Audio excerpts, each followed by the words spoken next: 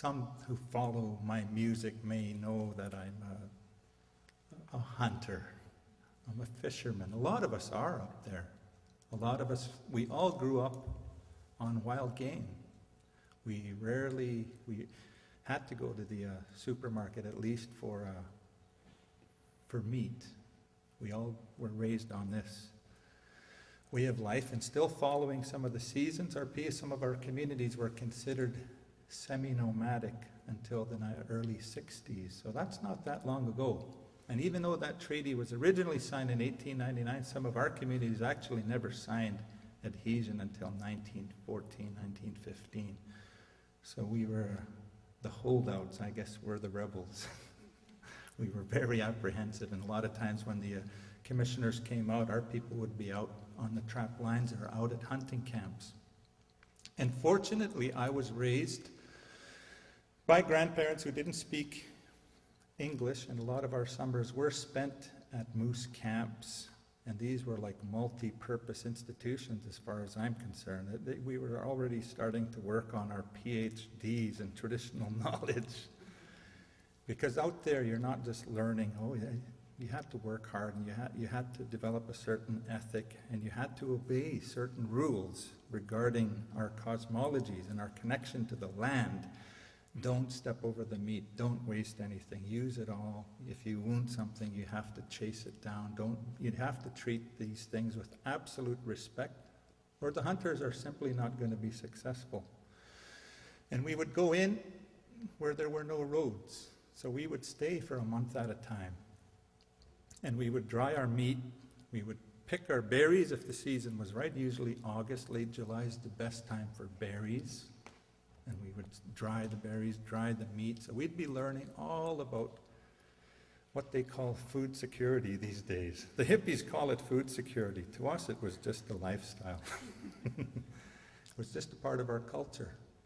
And back then, you could drink from any stream. It was common. People always drank from the streams. I was just in Germany and in Austria. In both places, I was able to drink from the streams, and these are supposed to be like industrialized countries. They went through it all, and now a lot of their water is actually drinkable from their rivers and their creeks. But in the Northeast, you can't do that. You can't drink the water. It's just because of the result of cumulative impacts. So now it is, as a hunter who has continued to hunt, even though I live in Victoria, we have our annual pilgrimage, and we have a big family there in Moberly Lake, and we take the youth out. We show them plants, we show them a few hunting techniques, and it's harder and harder. Every summer I'm watching it go downhill. This is just from summer to summer. 1 year, you have to go farther for moose. You have to hunt longer for moose. There is no more backcountry because there are roads everywhere. If there's no road, there's a seismic. If you think you're alone, you will soon hear some type of machinery out there. So in Canada, people assume we have all this wilderness untouched. It's a myth. There is no backcountry in the Peace River Territory, maybe not anywhere in Treaty 8 territory. The backcountry's basically gone. You might think it's backcountry because you're from Vancouver Island. And that maybe the closest you might get is the West Coast Trail or something, but to us, the real wilderness has been absolutely decimated, and it has happened right in front of our eyes. And sometimes we feel absolutely powerless to be able to do anything about it. And that's just a sad state. A lot of the hunters that I grew up with, a lot of them are gone now. And some of them the best hunters are already old.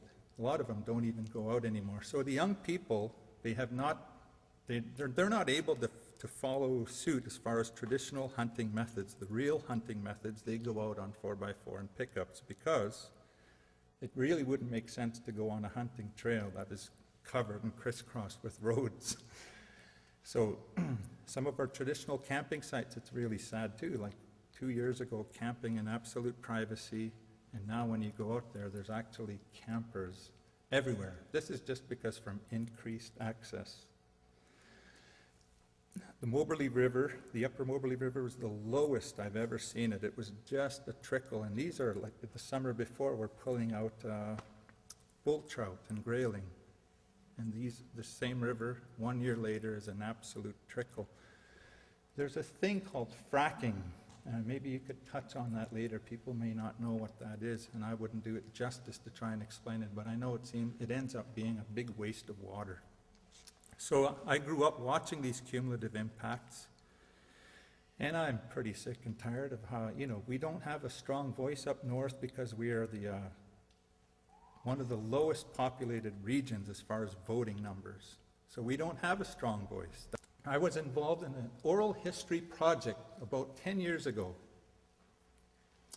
Those elders, most of them that I interviewed, saw some of those impacts from the first dam. We call that WAC Bennett Dam. That's what created the Williston Reservoir, largest body of water in BC. And basically, it's a horror story, unmitigated disaster that the general public just does not know about. There were villages east of us that are not a part of Treaty 8, but there are neighbors nonetheless that were relocated, and they were flooded without warning. So in the interviews, we talked to elders who literally saw their relatives' corpses floating on the water. We talked to elders who saw some of the caribou herd trying to get up on the banks but couldn't because of all the log jams and debris, so they were drowning in the water. There were piles of bodies of various ungulates, moose, fur-bearing animals, piles of them being burned, being bulldozed and burned. These were animals that were pulled from the shoreline. So today we're also left with the sloughing and from the banks of this lake. And it's not really the most stable area where they're planning to build this third dam. There's issues, safety issues, a lot of concerns still around the sinkholes that happened in the first dam. I don't think they've adequately addressed that as far as public safety. So there's the possibility that that dam is now damn near 50 years old, and it's supposed to be at the end of its life. It's near the end of its life. And building this dam without addressing that could be putting the cart before the horse. It's sort of kind of falls in line. I'm not trying to scare anybody, but in these interviews with the elders, they did talk a lot about a prophecy that talked about a possible flood happening in the Peace. A prophet a while back had prophesied about the building of a dam, and he was right. It turned out to be quite accurate. One of the other things is mercury contamination. When they flooded that area, they did not take the time to even take out other valuable resources like gold, minerals, the timber. It was all flooded instantly, so this politician could create a legacy for himself, go down in history. Purely egotistical approach. And so now the fish are all contaminated. So, what was once a traditional fishery, we're not able to utilize that anymore. I think we're allowed to eat. Men can eat 2 servings a day. Pregnant women, just a half a serving a week or something to that effect. And there's these signs all over that reminds you of that. So this is an unmitigated disaster. And the hunting way of life is dying right before our eyes. And I'm due to head up there in August for my annual cultural pilgrimage. So hopefully, I do this because I want to expose my children to this. It's not just because I hate bacon. Again? And you're welcome to join me in praying for the land up there. Feel free to stand if you wish.